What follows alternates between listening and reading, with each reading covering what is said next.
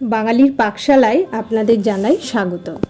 আজকের রান্নাটি শতাব্দী প্রাচীন একটি রান্না, কিন্তু বর্তমান সময়েও হয়তো অনেকেই এই রান্নাটি করে থাকেন তাদের নিজস্ব পদ্ধতিতে।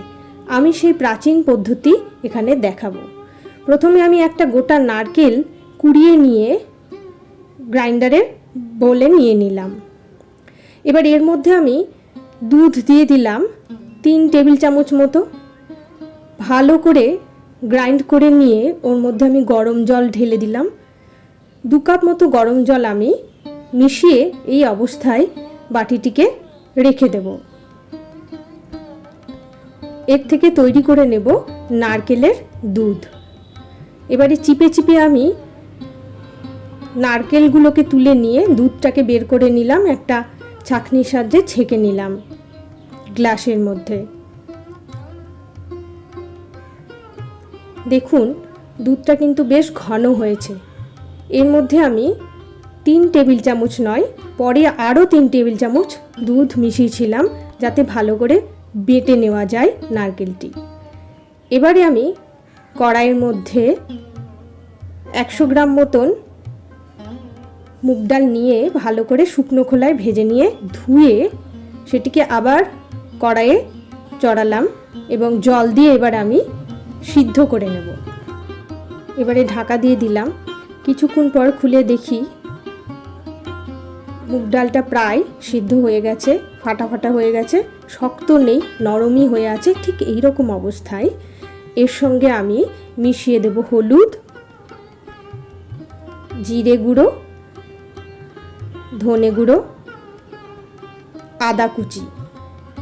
ভালো করে এর সাথে আমি এটা মিশিয়ে দেব। মশলাগুলোকে ভালো করে মিশিয়ে দিচ্ছি।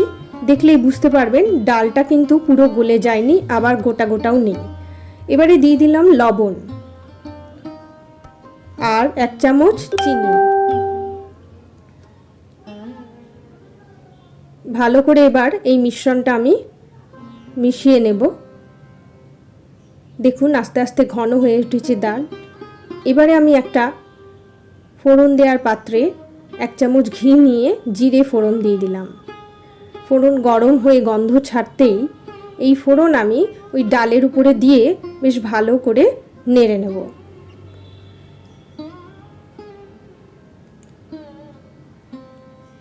এর মধ্যে আমি লঙ্কা কুচি দিয়ে দিলাম। আপনারা আপনাদের স্বাদ মতন দেবেন। আর দিলাম নারকেলের দুধ। আমি যতটা দুধ তৈরি করেছিলাম পুরোটা দিলাম না। এখানে নারকেলের দুধের ব্যবহার ততটাই করতে হবে যত পরিমাণ ডাল নেওয়া হয়েছে। বেশি পরিমাণ দুধ হয়ে গেলে কিন্তু তরল হয়ে যাবে ডালটি, কিন্তু আজকের রান্নাটি তরল নয়, বেশ থকথকে হতে হবে। এবার নামানোর আগে আমি একটু গরম মশলা ছড়িয়ে দিলাম। কিছুক্ষণ নেড়ে নেব, আর একটু জল টেনে গেলেই আমি নামিয়ে নেব। তৈরি হয়ে গেল মুগ ডালের মালাইকারি। মুগ ডাল দিয়ে তৈরি যে কোনো পদই অত্যন্ত সুস্বাদু হয়, এটিও তার ব্যতিক্রম নয়।